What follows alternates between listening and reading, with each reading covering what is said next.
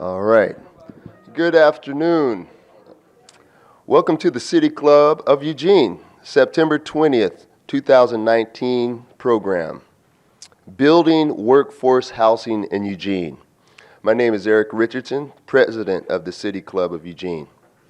Now on with our program. I'd like to welcome to the podium John Belcher, who is today's program coordinator and who will introduce today's guest speakers.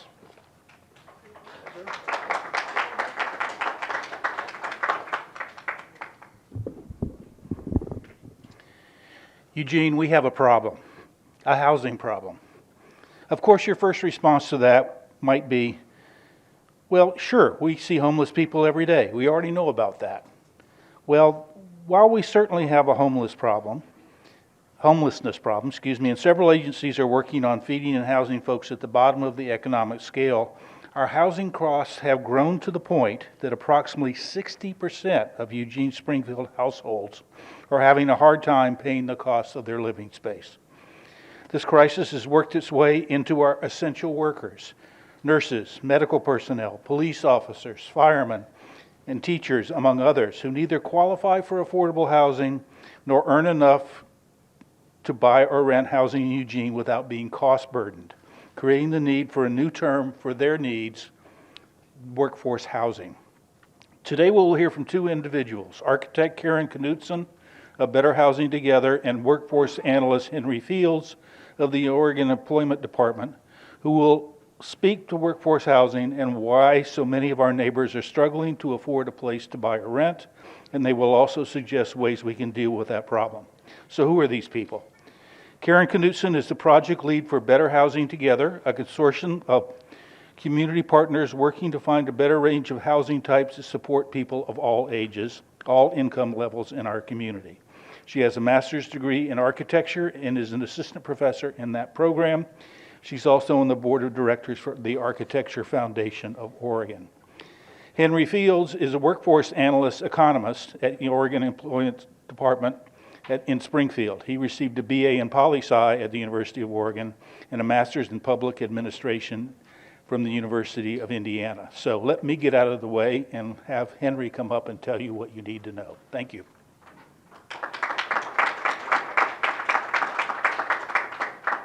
Thank you so much, John. So my name is Henry Fields, and my role is as a workforce analyst for the local area for businesses, education providers, and the public in Lane County. So what that means is I provide data on analyze the local economy, and especially the workforce. So, pardon me. Building workforce housing in Eugene. I could spend every minute up here defining exactly what we mean by that, but I want to focus on what we mean by workforce and what we mean by housing as a way to look at the parameters that define these issues locally. So I'm going to talk about the structural forces that make our workforce what it is and how that interacts with housing. And then Kaarin will cover how that meets the reality on the ground in Eugene, what some might call the interesting part of discussion. I'm going to discuss three broad areas that define the challenge locally: makeup of the workforce, local building, and wages. So first, who is our workforce? A primary characteristic of our economy is that people move here, a lot and from all over. When people imagine who's moving to Eugene, you often hear a lot of grousing about retirees moving from California. While that's not uncommon, that's far from the typical story. I have moved to Eugene twice in my life, and my story in both instances has been fairly typical. So I first moved from Coos Bay to attend college in Eugene and stayed a year or two after. So rural Southern Oregon sends a lot of people to Lane County to attend school, for a job, for retirement, and it's rarer for them to move back. Okay? Later in life, I moved back for this job after living in Massachusetts for a few years. More people move out of states in the Northeast and Midwest than move to them, and they're often headed to places in the South and West. That's especially true in Oregon. Almost every state sends more people to Oregon each year than it receives. So Oregon and Lane County are places that people want to move to and have been for quite a while. On average in the 2010s, Lane County is adding about 3,000 to 4,000 people a year. It's not the fastest that we've ever grown. Probably the 90s was a little bit higher, but it's pretty close. And what's a little different from the 1990s is that more than 95% of our population growth comes from net migration, people moving here minus the people who move away. not natural growth, which is the number of people born minus the number of people who die.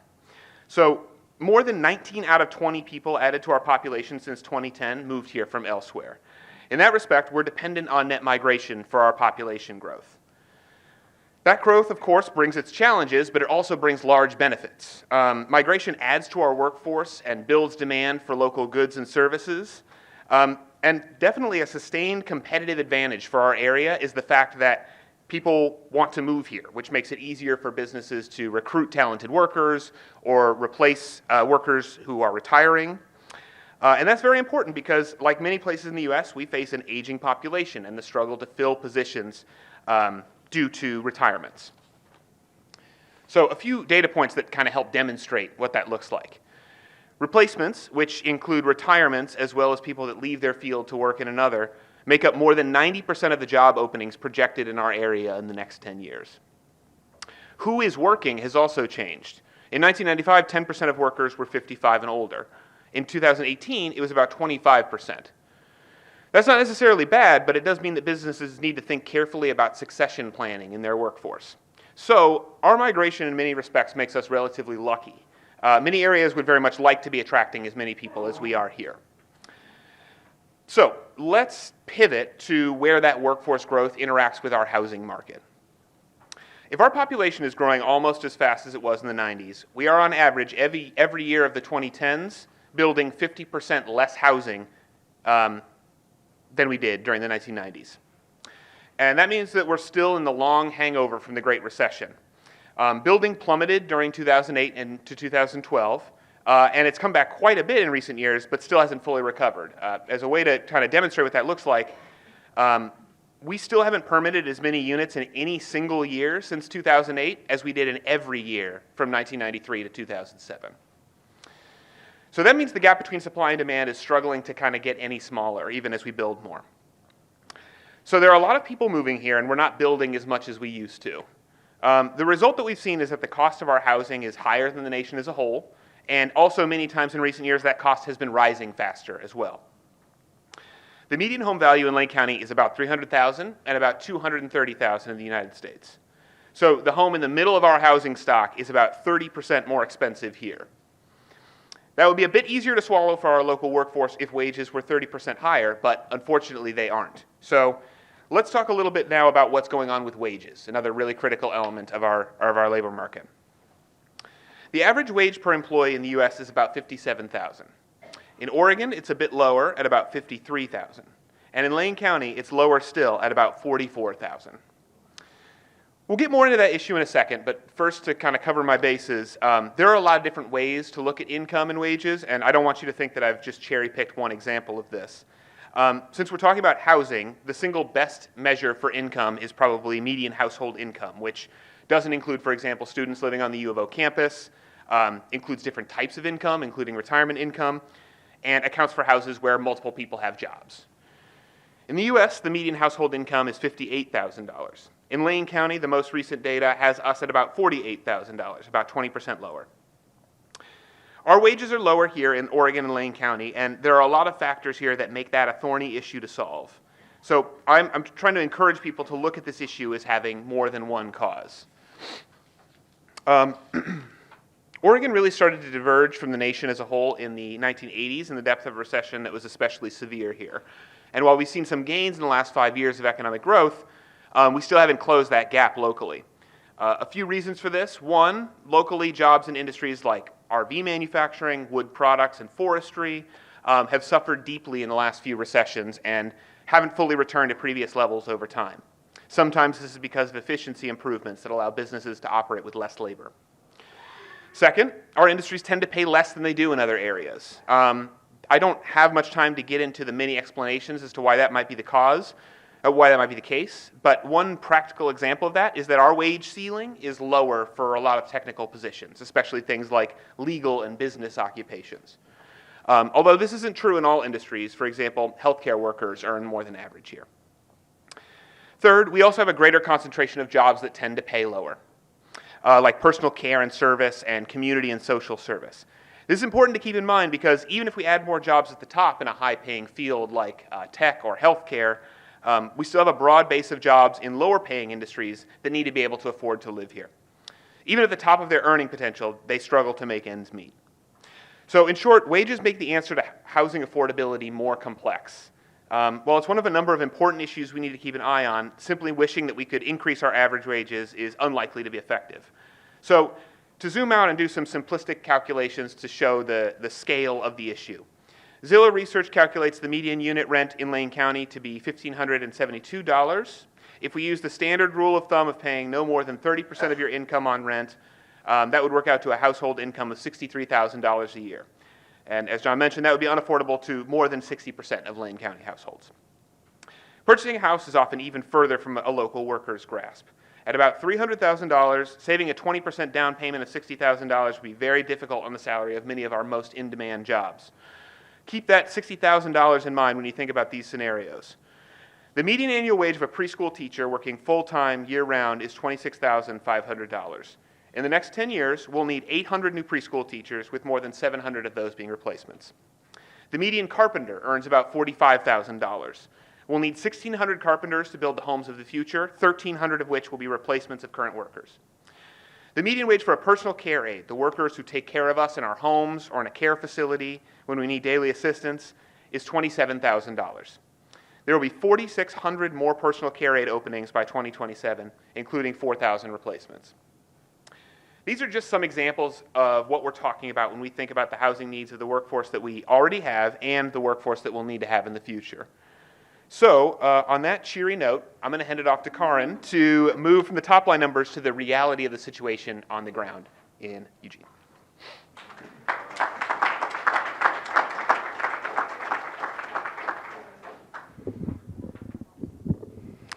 Thank you. So Henry laid out the background and the context with regards to our local workforce. And that's really the data that we need to understand our field position, so to speak.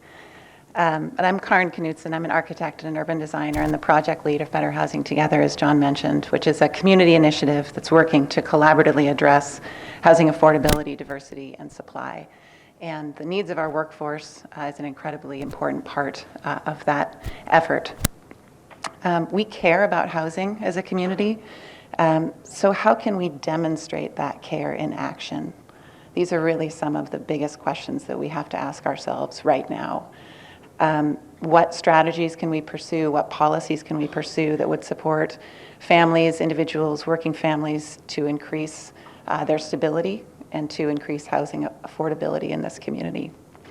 So I'll share some thoughts about efforts that are underway in Eugene and that have been underway here for a number of years, but also some recent work from around the state and some approaches that are being pursued in other communities, because every community is grappling with this challenge of affordability and how to set foundations that will allow for a future that has increased access to opportunity and chances for individuals and families to thrive. So I said the word foundations, so to talk about workforce housing, I want to pause and ask you to think a little bit about cathedrals. And specifically, I want you to think about a concept I was introduced to earlier this week, which is cathedral thinking. And I think it's a beautiful way of capturing a community's willingness and ability to begin work on an enormous task and an incredible challenge, even when they're not exactly sure how they will get to that finish line. And they're not sure if it will be in a year, in a decade, or even in their lifetime.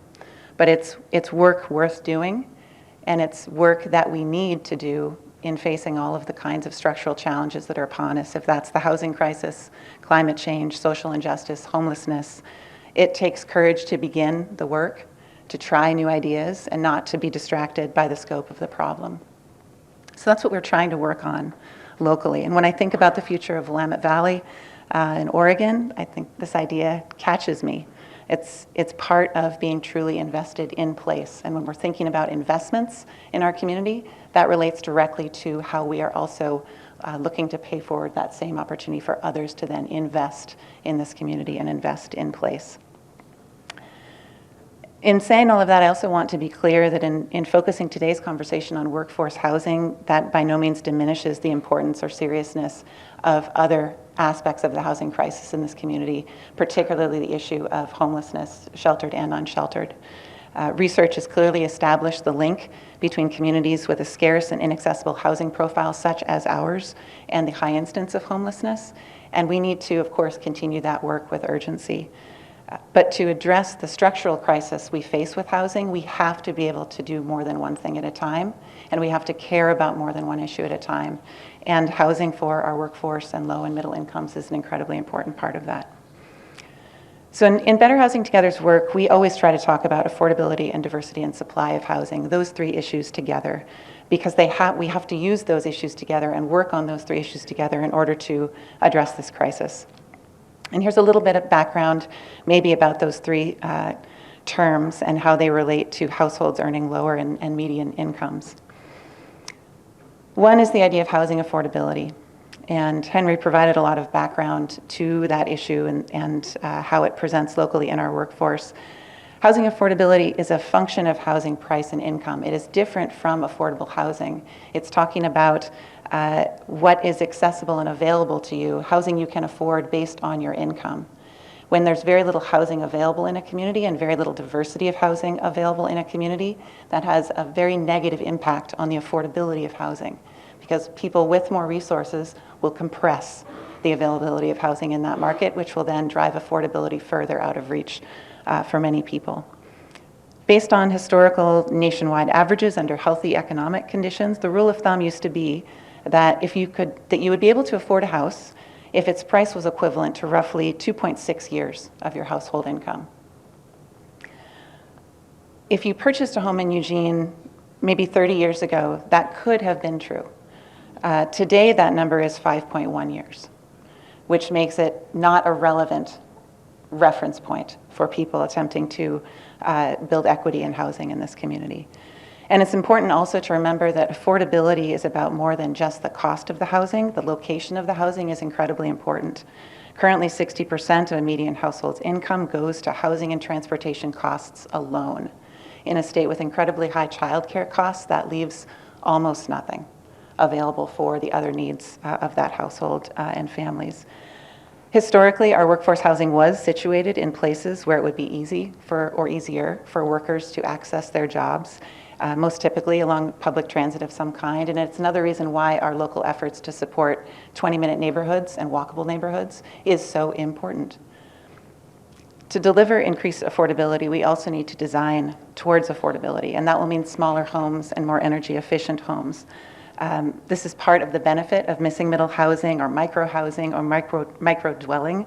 The idea that these homes cost less and use less energy to build and also to maintain over time. And every year, using less energy to operate, they emit fewer carbon emissions, and the residential sector is the single greatest opportunity for us to impact carbon emissions.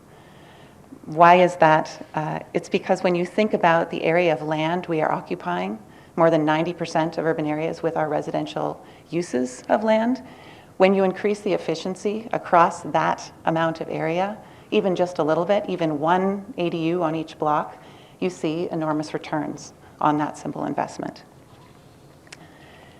In terms of diversity, a lot of what has happened related to housing in the last year in Oregon has had to do with encouraging diversity. The Oregon legislative session concluded with several new laws that were written to support increased affordability, to protect renters from no-cause evictions, and to address the statewide housing crisis. House Bill 2001 allowing or re-legalizing duplexes in single-family neighborhoods was one piece of that work, and that bill's component that also states that missing middle housing should be allowed is going to be a big piece of what Eugene has to do, what this community has to work on in the coming years to implement.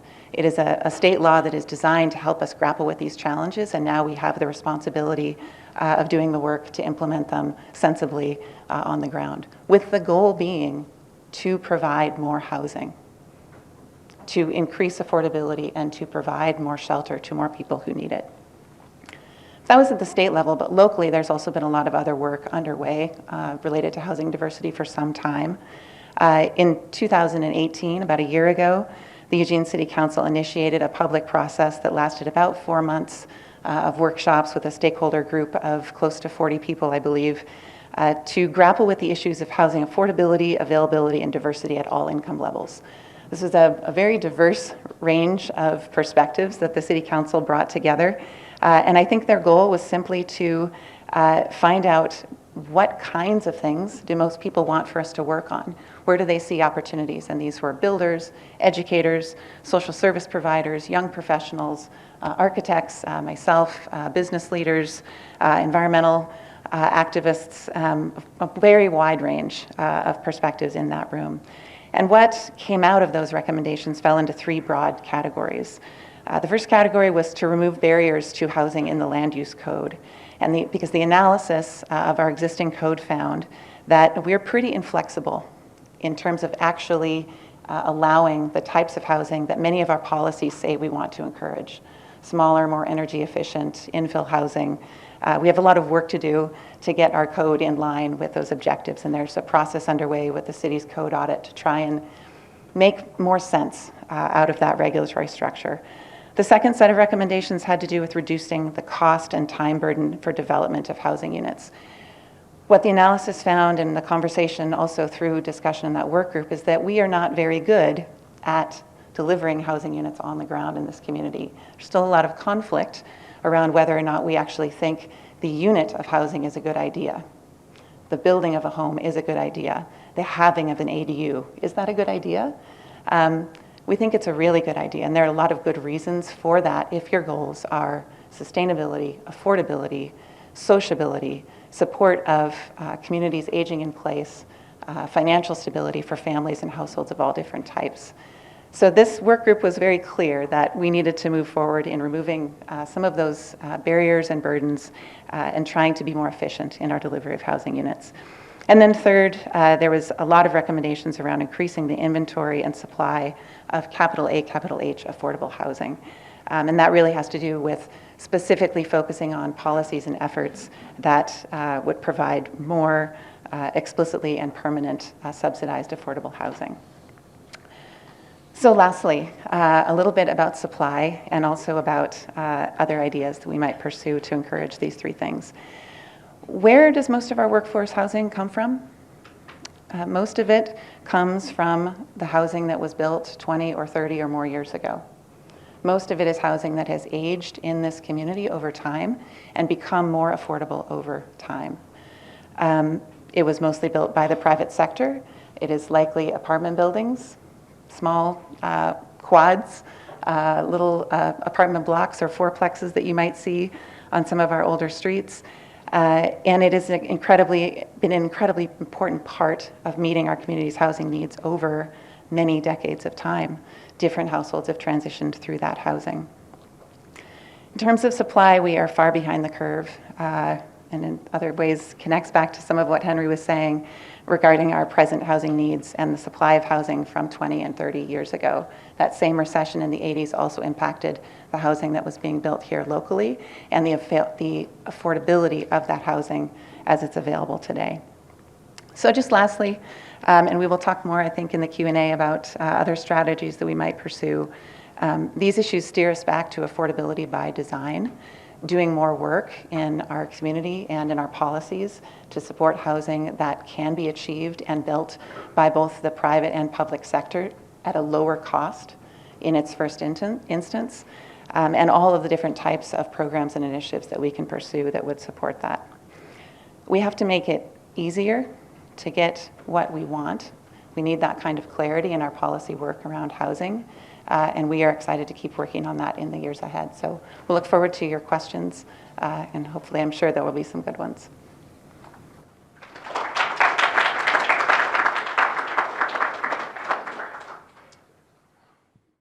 Of our two guests, my first question for Henry is that if our wages are so low in Eugene Springfield, what can we do to make them higher? All right, this is Henry Fields. Yeah, that is the million-dollar question, if you'll excuse the pun. That is basically, it's one of the major economic issues we face, and there are unfortunately not a lot of easy solutions, and probably a lot of different causes that go into the fact that our wages are lower. But they are undeniably lower here than they are in many places in the U.S. So to talk about the various issues that might cause it, a lot of it has to do with the fact that we have, like I said, haven't replaced the jobs that have left during previous recessions with jobs that pay at that same level. And that's a very difficult thing to just flip a switch on, obviously. But there are also lots of other explanations that might be playing a part that are similarly very difficult to just change overnight. So a great example, I said in my presentation that legal and business occupations tend to pay less here and that healthcare occupations pay more. Some people theorize that the university has some role in that because they put out a lot of graduates in legal and business fields and kind of flood the local market, meaning that wages become lower because of that. That may play some role in it. There's some evidence for that, but again, the answer is not simply that the U of O will stop putting out graduates in those fields. It's just something that we have to keep an eye on. Finally, I kind of find that everybody has their pet theory for why wages are low, and I would, again, just encourage people to think about that these are all very multifaceted issues. One I hear very commonly, which I don't personally find very compelling, is that our quality of life is very high here, so businesses can afford to pay lower because it's just so nice to live here. So the response to that would be, I suppose we could make our quality of life a lot worse, or we could...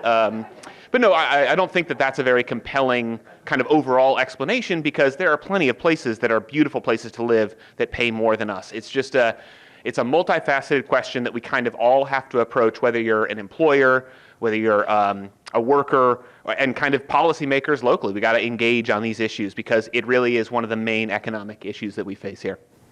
Hope that was somewhat helpful. Thank you. And my question for Kaarin is, you talked about what we're doing here in Eugene to solve these problems. What can we learn from other communities? What are they doing that we haven't worked on yet? That's a great question, and as we talked about, every community across the country is struggling with this issue. Not every community across the country is dedicating themselves to trying to address this issue, but the communities that are seeing progress. And I think that looking at some of the best practices or the paths that seem to be working could be very helpful to us. I would say in the research that Better Housing Together has done, the most inspiring projects that we have come across in other communities are very clearly stated initiatives that connect both elected representative leadership with business communities and nonprofit organizations, social services, the whole range of community interests, and make a clear sort of moonshot statement about what that community is trying to accomplish with regards to its housing. And how that presents in other communities is, the sort of Mayor's Housing Innovation Lab in Boston, or the work that Philadelphia is doing around equitable development and planning. I think for Eugene, 3 things that we could think about, and this absolutely applies to Lane County as a whole, is steering our efforts towards diversity. We do not have the diversity of housing that we need in this community to support the community that we have, both in terms of workforce, but also our younger people in this community and our older members of the community. And that diversity of housing type supports a diversity of neighborhood and a diversity of community. And these are issues that we are trying to address and to see progress on. If we build the physical environment that supports us in those efforts, we will see greater progress. So steering our efforts towards housing diversity. That looks like some of the programs we have in place already, like so for example, the city's multi-unit property tax exemption program, MUPTE, includes now a workforce housing requirement as a component of that program. That's a program we have in place. It is used occasionally. There's currently a project that is hoping to have that program support in order to be built in downtown Eugene. The purpose of that program is to fill in the gap between what is financially feasible and what a project is proposing to do. But that's already in place. What are other things that we might pursue? The other big category of work that communities are pursuing in terms of housing diversity has to do with addressing regulatory barriers that are unproductive delivering education to the community to help people like this conversation today understand how housing diversity supports their interests and their hopes for community, and creating incentive programs related specifically to walkable communities, transit-oriented development, missing middle housing, and accessory dwelling units. We have talked a lot about those three things, transit-oriented development, missing middle housing, and accessory dwelling units over the last couple of years. Now we need to do the work to actually encourage the delivery of those homes into this market. Two other things that also relate to the first, expanding equity.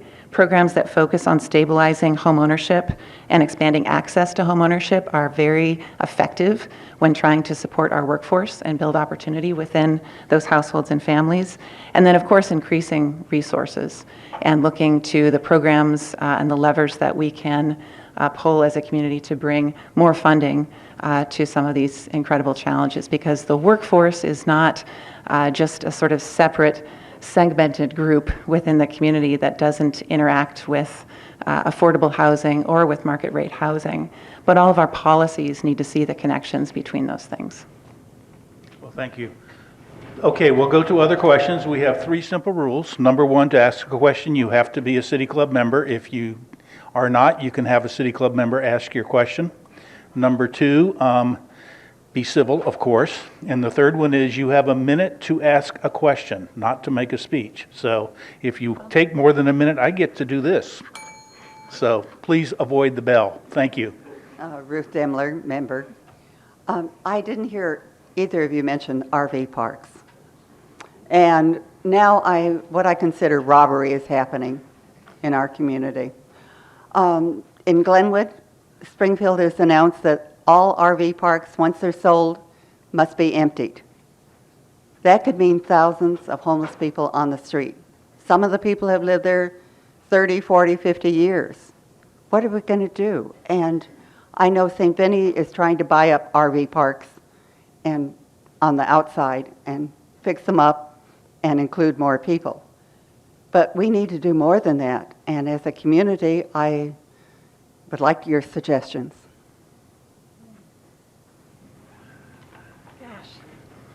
That is a difficult question. There are, I think, a lot of layers in that relative to policy actions, and I think some good news is that this last legislative session did also look at increasing funding to support and also provide some alternatives for some of our, I think, lowest income households who are in a very unstable housing situation, what you're describing in that case. I think it speaks very clearly to the lack of alternatives that we have in this community, to the absence of a place to go to when you lose the housing that you've relied on, or an absence of choices that are appropriate for your or your household's needs. And so when we're thinking about actions and policies and community efforts that support housing diversity, it's that range of alternatives that support stability, that encourage investment in place, and that give people a chance to make it through momentary crises and avoid long-term crisis. That's pretty critical to the work we have to do as a community. I don't have a simple answer to that particular question, but it's related to everything that we're talking about. Randy Prince, City Club member. I don't particularly have much faith in supporting through incentives more single-family or owner-occupied homes, condos, any of this. The support we've given in the past has made the home ownership of the 60% of the population privileged, an enormous wealth-generating mechanism, put down a small percentage, and in a market like ours, the gains are great, and with other things like mortgage tax deduction. As far as increasing supply to the point where rents, the market would actually drive prices down, I would ask if we looked at manufactured homes where instead of $200,000 construction cost minimum, and they are less of an incentive for the investment of the trillions of dollars of home equity around the country, people who don't necessarily need a wage job. How many thousand units of manufactured homes in this area would actually make a dent to bring the price of workforce homes down, where the lot cost is small, the construction cost is a fraction of site-built homes. How many would you propose that we build instead of the current policy, which is eliminating, as in Glenwood and throughout, to build, would actually affect the market to bring the price of occupied rentals and owner homes? How many thousand units would we need here in Lane County to add instead of continuing to take away? I have no idea the specific number. What I will say, just for context, I didn't talk about this in my comments, but actually, and was mentioned also with mobile home parks, they are really all part of an affordable housing strategy at all levels, and focusing on just one level won't be enough. So I cited, for example, that we build 50% of the housing that we did in the 1990s. We built a quarter of the 2 to 4 unit housing that we did in the 1990s. So these things are not impacted equally. And I don't know any kind of numbers off the top of my head, but what I would say is each year that we get further from that historical average, that gap is growing likely. And so it's going to require, in some respects, an all hands on deck approach to really try to make a dent in that. Kaarin, do you have more to say on that? Maybe just a little bit of context. There's been some research done in the past couple of years, and Eco Northwest shared a report that basically identified that we're, I think, close to 200,000 housing units behind the needed supply in the state of Oregon. That's moves to 300,000 when you account for in-migration. And I'm summarizing a huge report and putting those numbers together. What that looks like locally, I mean, Henry talked about the lack of housing production relative to previous years that we've experienced recently. And I think one of the clear ways that impacts the availability of workforce housing is that when we don't build those units 20 years ago, they are not available now as a more affordable option. When we don't build those units 30 years ago, they're not available now. So there are several different ways to measure types of units that we're trying to supply in the market. Goals of providing 600 units of affordable housing or providing for 1,600 people who are experiencing homelessness. I think in terms of affecting the broad market of housing, the best thing we can do is make sure that we're making a concerted effort to deliver significant housing supply, and that most of that housing is meeting this median demographic need, because that's the housing that will be most accessible to more people as it ages over time.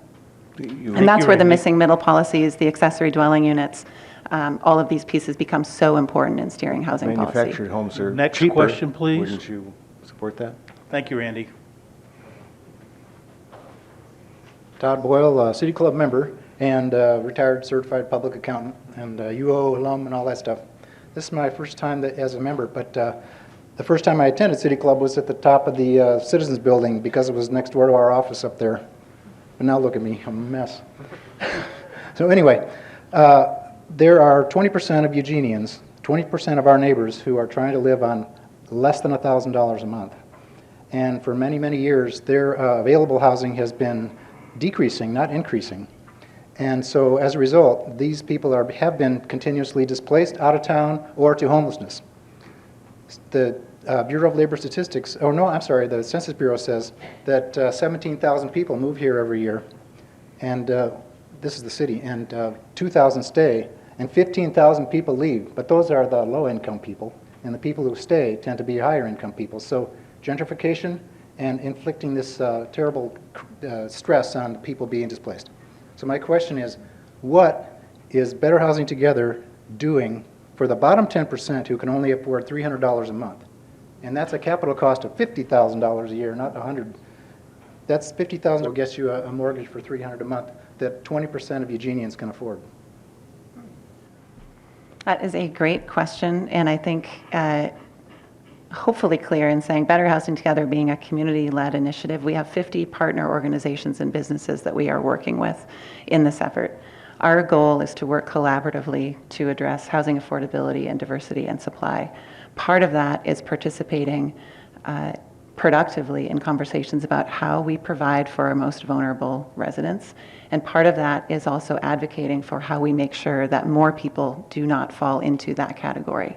So there are many organizations locally who I would look to as our absolute experts on the issues that you're describing, and who I would look to as the clearest voice of advocacy for those issues.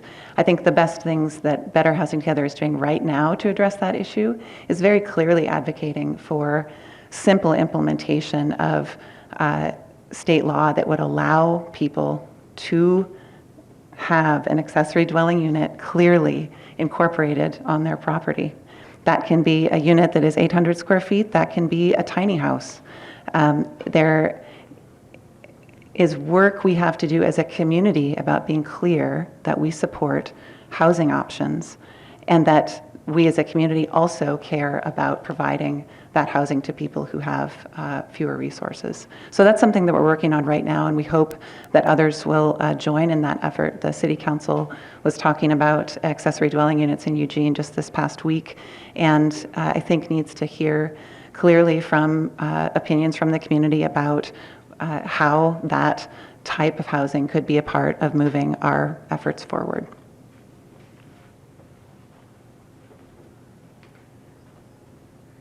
Okay, I'm John Attic, City Club member for quite a few years. It occurred to me that one of the problems that has not been mentioned here that affects prices is if you consider the entire Pacific Coast as a housing market. And one of the things that has happened in particular areas, like in the Bay Area, this astounding increase in prices. I sold my home in Palo Alto for 11 times what I paid for it. But that's peanuts compared to what it went for a few months ago. My daughter called me up on the phone about 7 months ago and said that my house, 3-bedroom, 2-bath with a family room, in a good neighborhood, but certainly not the most expensive neighborhood, sold for $3.4 million. So I blew it. I moved too soon. But anyway, this is something that ought to be considered. This is affecting prices here. Palo Alto has 20 times the population of Eugene, and that's just part of the Bay Area, and there are other parts of the Bay Area that are also more expensive. So there are a lot of people who get tired of the crowding and the lousy traffic in the Bay Area, looking for some place to live, and they're going to be attracted to come up here. So the question is, given the context of being a part of a larger northern Pacific Coast housing market, what does that mean for the approach of this community to provide housing for people who aren't quite as wealthy as the average American family? Yeah, it's an excellent question. There's no question that, to a certain respect, we have a national housing market that creates those kind of issues if you have a very overheated housing market like you have in many areas of California. I think it's something that we need to be aware of. Like I mentioned in my part of the presentation, we do get a lot of people that move here from California. That's probably pretty natural given that it's the largest state and very close to us. People tend to move not very far. But it's something that we need to all be approaching this problem together. Eugene can't solve this problem on its own. That being said,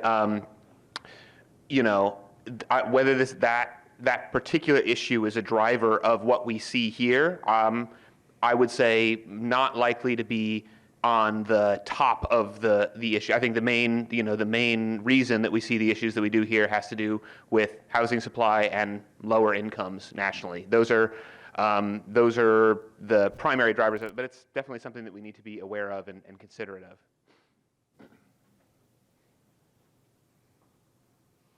John Delo, City Club, and our table had some questions for Henry here, and maybe you can inform us a little bit more about what the ages, education, and family size are of the people that are moving in here.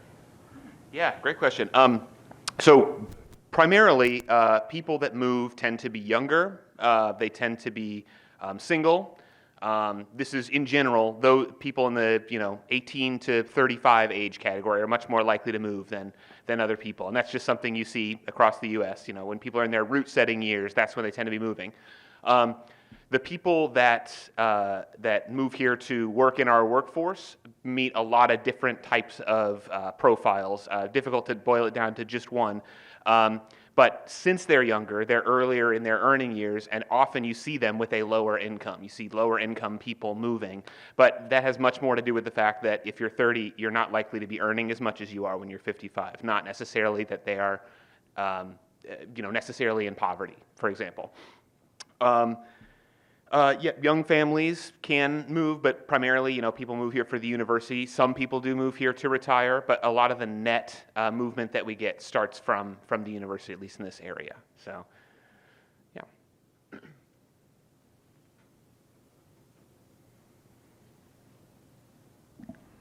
Carmel Perez-Snyder. I'm with AARP, and I'm a member of City Club. The question is for both of you. As our population ages, and we are aging, by the year 2030, 1 in 5 adults will be over the age of 65.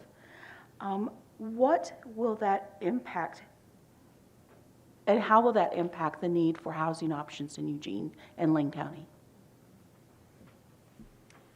It's a great question and takes us right back to those points about diversity of housing options. We need much more housing in this community that is suitable to households of just a couple of people, not to single families, an expectation of 2 parents and a couple of children in that home.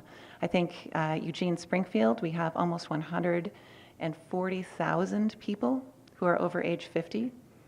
That means they're heading towards the years when no longer there are children in the home with them. And there are also really significant and somewhat startling statistics attached to how much savings the average American has relative to the equity that is in their home. So when we're thinking about the aging of this community, the opportunity to provide for, say, younger families, people in that demographic Henry just mentioned, 18 to 35, who may want to be moving somewhere, to provide a housing alternative for those long-term residents who've set down roots, who want to stay in the community, but do not want to care for a family home and a large parcel with yard work every weekend, that is part of this discussion and these policies. So incorporating more of the missing middle housing, duplexes, triplexes, quads, small apartment buildings, townhouses, row housing in our existing urban land, this allows for people to be a part of the community and remain a part of the community that they've been a part of for years or decades, which we know to be the best long-term sort of sociability and health scenario. But it also allows for the housing that they had lived in previously to be available to someone else. So as this community ages, we need more housing that is suitable to smaller households, and we need to think about how that can support the next generation of people who are wanting to have this be their home.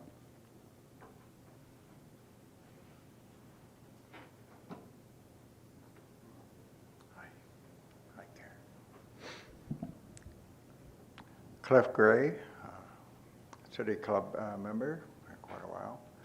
Anyway, I have one problem with what you say the trickle-down value theory. Has been in effect for 100 years, and if it was truly effective, we wouldn't be having this problem now. So I kind of differ with you on that very strongly. Plus, the workforce, the housing workforce ignored completely the incredible increases of rents that have been going on. The rents are rising 11.76% in Eugene last April, 13% for Springfield, and they keep going up. which makes rentals themselves, which you want to build in abundance for middle class, unsustainable. So my question to you is, what happens to the lower income people who are going to be displaced? Are we going to throw them out of town? Are we going to watch a parade of homeless circle the city? And how are we going to deal with that in a concrete manner? There are a lot of serious questions wrapped up in that question. I'll try to answer a couple of them. And I want to be clear about a few things. I was not meaning to imply, and I don't think I said at all, that there is a vision of the work that Better Housing Together is doing that is not concerned with the real issues of this community. And by that I mean housing affordability and diversity in supply across all income levels, and that supports the broad needs of the people who are here. So that I just wanted to be clear about. I think it's also important to understand that when we talk about the median income in this community, we're talking about a household income that Henry described as being below the state average. And it's, I'm sure, related to the wages and the jobs that you're thinking of. So when we're talking about delivering housing that is accessible to those median incomes, it's why the affordability by design is so important. Because those households with that income are never going to be able to afford a $300,000, $400,000, $500,000 home, the $3.4 million home the previous gentleman just mentioned. We need to do a much better job with our policies of creating pathways to build more housing that is more broadly affordable. Housing is inaffordable. Rents are so high because there is so little housing available. The market is high because the supply is low. That's a very simple concept related to these issues. If there is more supply of housing available, especially if that new housing is delivered at median incomes, that will dramatically influence, or at least improve significantly, the path that we are on with our housing policy. Where we're headed right now is to not a good place. We are already in a crisis, and it will only get worse if we don't start to steer these efforts towards something that is more equitable and provides more of that missing middle income housing, rent and to own. I just wanted to add one other piece of context too. You mentioned how construction companies respond to what they observe in the market. You know, is another example of these things take decades and decades to solve.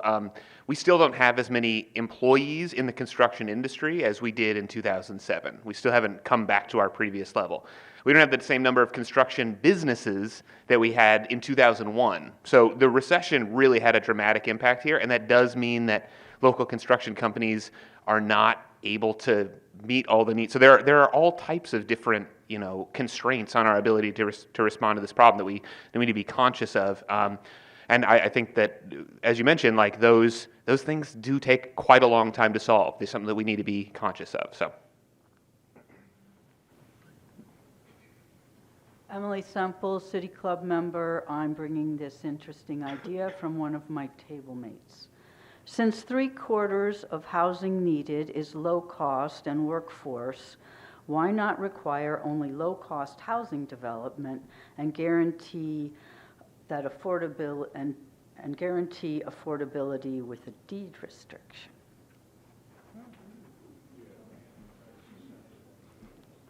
It is an exciting idea, but I have a few thoughts about where it may run into some problems. But I think you all know what those problems are. It costs money to build housing. Lumber costs money, concrete costs money, labor costs money, windows, mechanical systems, any number of things.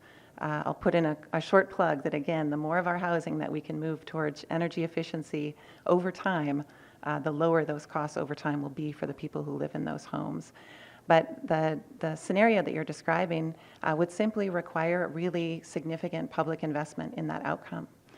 What you're describing is essentially an expansion of our affordable housing efforts to incorporate workforce housing broadly and middle incomes, and it would just mean bringing significantly larger financial resources to that challenge.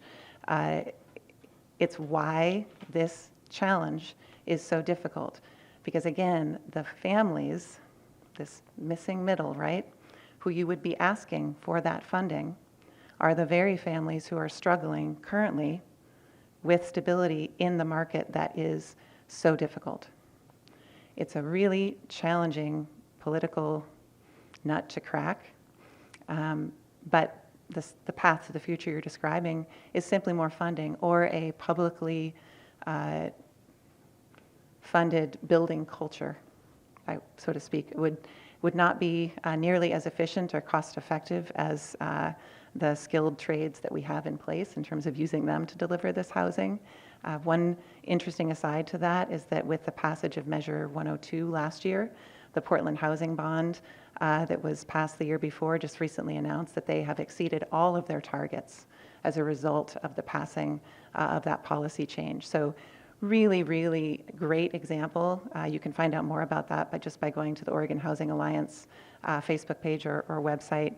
But a really good example of how steering our policies to better integrate the public and private sector response and to bring more energy, more resources to these issues is the path to better outcomes. That's at least what we're seeing bared out in significant number for significant families just to the north in Portland. Ty Bruce Zimmerman. I'm a City Club member as of today.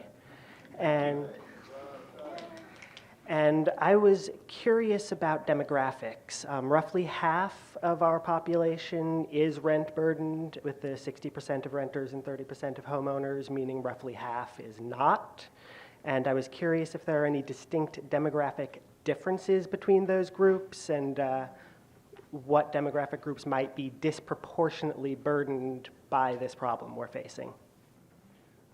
I think probably the easiest example is folks who bought their homes many decades ago in a different housing market, essentially, are much less likely to be burdened. If you look at demographics on units without a mortgage, for example, through the census. So definitely an age distinction to be made there. And then as well, everything that goes along with that. The folks who lived in Lane County 30 years ago aren't the same as the people that move in yesterday. So there's an equity element to that, and so it's tough to again kind of change that overnight, but that's something that we need to be aware of.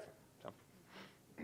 There's also a really significant difference in the access to opportunity that has been available in this community with regards to paths to homeownership over the past many decades, really sort of in the history of the United States, and that as we're thinking about policies and programs that expand equity, we are also thinking about expanding opportunities to communities who have been historically underserved by our housing efforts and by our communities, and specifically homeownership among communities of color. Certainly, of course, homeownership among immigrant communities much lower than people who are white and have been in those communities for a long time. So there's definitely work to do on simply the sort of opportunity and access half of this equation.